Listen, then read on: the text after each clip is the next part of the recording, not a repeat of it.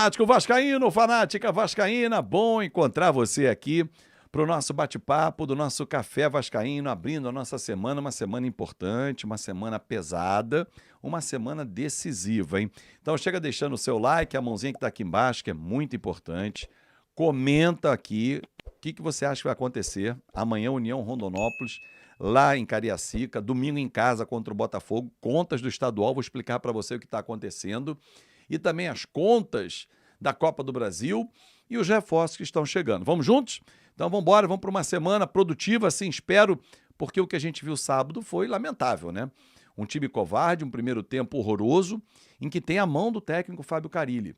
Eu não gostei quando no final do jogo ele explica que no intervalo ele conseguiu corrigir a bola longa que o Vasco fazia o tempo todo, fazendo essa transição por cima, esticando a bola, tanto que o Verratti ficou aborrecido, reclamou, discutiu com o Léo Jardim, ele trocou o Zuccarello e o Tietê de lado.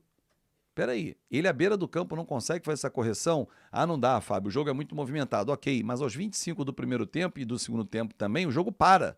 No Rio de Janeiro tem a parada técnica. Quando para, vem todo mundo. Rapaziada, olha aqui, esse chutão, essa bola longa, não dá. O Vasco não pode ficar nesse chutão. Puma, bota a bola por baixo, Zuccarello aproxima, Tietê troca de lado. Vem por dentro um pouquinho, Coutinho, vem receber essa bola. Verratti, vem um pouquinho mais para dar essa casquinha para saída pelo lado. Piton, aparece no lado esquerdo. Ele não pode consertar isso na parada técnica. Ele esperou ir para o intervalo. Pô, ele teve mais sorte do que juízo então, né? Porque se o Flamengo vai para o intervalo com 3-0, que não era nada demais, pelo volume, acabava o jogo. Pô, o Vasco voltou muito melhor no intervalo do jogo. Sim, mas podia ter voltado na parada técnica, dentro do primeiro tempo. Porque o que ele fez no intervalo, em 2 minutos, ele corrigiria. Porque o Vasco não cometeu esses erros depois da parada técnica. Começou o jogo já, bola longa, esticada, transição por cima. Esquece. E o Carille vai morrer abraçado no tripé de marcação, é sério? Ontem não, sábado, Cocão, o Gumoro e Tietê. Aí saiu o Tietê e entrou o Paulinho. Aí depois ele, no desespero, foi abrindo. Aí tirou o Gumoro, botou o Payet. Mas sério?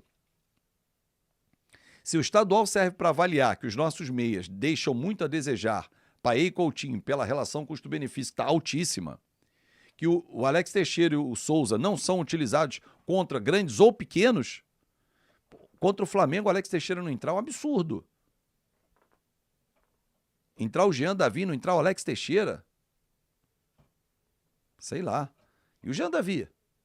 Ponto positivo, gostei da atuação do Lucas Freitas. Firme na zaga, ganhou todas, bem posicionado, saiu com cãibra. A entrada do Maurício Lemos também vai dar pedal.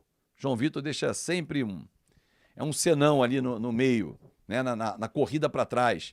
Então, assim, vejo algumas coisas que o Campeonato Estadual está mostrando, porque amanhã começa a Copa do Brasil, competição difícil, premiação milionária, que o Vasco quer ir longe, mas o principal vem ali na frente, que é Campeonato Brasileiro e Sul-Americana, e eles vão começar a acumular. Jogar fim de semana brasileiro, meio de semana Sul-Americana, e o Vasco tem time para isso? Claro que está trazendo reforço, eu já vou falar aqui no vídeo, mas vai morrer abraçado na ideia de jogo de um tripé de marcação? Não dá para jogar com 2, não? Ou adiantar esse terceiro? O Tietê não está funcionando nessa função de terceiro. Campeonato estadual, tem alguma conta aí que torcedor que às vezes... E ontem nos grupos a galera estava reclamando, e alguns sem razão, porque não estavam entendendo. O critério é o seguinte, pontuação está igual, Vasco e Fluminense. Número de vitórias, 3-3. Saldo de gols, 3-3. Vasco está ganhando no Gol Pro, 12 contra 10 do Fluminense. Só que o Fluminense, e de forma errada, a federação tinha que mudar isso hoje, joga depois do Vasco, ou seja, o Vasco vai jogar com o Botafogo, ganha de 2-0. O Fluminense fala assim, cara, legal, preciso ganhar de 3-0. Preciso fazer um gol a mais. O Fluminense precisa fazer um gol a mais que o Vasco para classificar. E se o Madureira, que pega o Nova Iguaçu, também às 4, horário do jogo do Vasco com o Botafogo, ganhar, o Vasco está fora. Madureira ganha o Nova Iguaçu. O Vasco ganha o Botafogo de 2-0. O Fluminense ganha de 3-0 o Bangu, o Vasco está eliminado. Ah, o regulamento não, culpa do Vasco. Porque nos últimos 4 jogos, o time do Vasco ganhou apenas 2 pontos.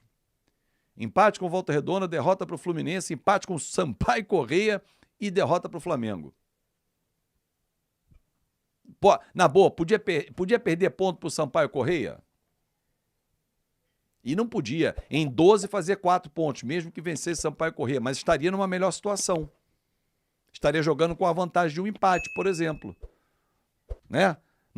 Ou jogaria com a vitória simples. Ganhou o Botafogo, não importa o que acontecer no Fluminense, porque o Vasco hoje teria 16 pontos. Bota mais 2 pontos na conta do Vasco. 16-14. Vasco ganha, acabou. Vai a 19. O Fluminense ganhou, foi 17. Legal, o Vasco está classificado.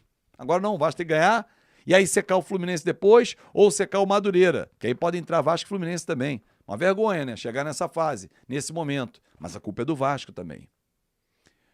Copa do Brasil, começa amanhã, vamos jogar em Cariacica, vai dar lotação, a galera vai comparecer em grande número. Premiação de 1,5 milhão nessa fase, avançando 1.800.000, e aí vai avançando. Se o Vasco for campeão da Copa do Brasil, como o time da Série A e o Fluminense também, e outros que estão na Série A nessa fase, como o Grêmio, quem bater campeão ganha 101 milhões de reais, porque a cada premiação, a cada fase, premiação aumenta. E só pode ganhar 101 milhões quem vem desde o início da competição. Só o título vale 77 milhões. Além da vaga na final da Supercopa do Brasil, para enfrentar o campeão do Campeonato Brasileiro, e a vaga direta na fase de grupos da Libertadores. Só que para isso tudo acontecer, precisa reforçar. E o Vasco está trazendo 2 reforços. 2 atacantes, o argentino Benjamin Garri e o Lloyd Augusto. 2 jogadores que vêm para ser, o Garri para ser titular e o Lloyd para ser aquela composição de elenco. 2 velocistas, com números diferentes. O Benjamin Garri é um jogador que tem se machucado, algumas lesões, mas muscular ele teve uma grave há 1 ano. Tá? Outras foram pancadas, entorse tornozelo, joelho e tudo, mas é um jogador que tem técnica. Jogador que tem técnica, joga do lado do campo. O Nuno, português também, que o Vasco está de olho no Casapia, que é o 2º melhor jogador no quesito assistência no Campeonato Português, onde o Casapia é o 6º colocado. Isso aí eu fui estudar, tá, torcedor? Não vem com aquela história de, eu conheço, acompanho. Mentira. Pouquíssimas pessoas acompanham o Campeonato Português e o Casapia, né? Mas eu fui olhar, fui estudar, fui ver. Vi um bom jogador de potencial de lado de campo que faz exatamente a assistência para o Verratti. O Verratti, coitado, sofreu no Clássico com o Flamengo e tem sofrido no Vasco. Ou bola longa, ou cruzamentos mal feitos. Ele tá ali brigando de todos os jeitos. A discussão com o Léo Jardim foi muito por isso também. O Garri tá chegando, o Lloyd tá chegando, mas depois que assinar, se apresentar, aí a gente fala, pô, novos reforços, porque eu já vi o Bruma para chegar, eu vi o Brian para chegar e não aconteceu. O Rony que disse que ia e não veio. Então eu prefiro esperar um pouquinho, mas espero que esses caras venham para exatamente ser um diferencial no Vasco da Gama. Galera, espero vocês no nosso Na Conta KTO, hein? Mais tarde, a partir de meio-dia, eu, você e o Rei Kraus, tem que aturar. Fiz uma aposta com ele e perdi. Eu vou sempre apostar no Vasco da Gama e aposto sempre em você ao nosso lado. Um grande abraço, fiquem com Deus, uma ótima semana e até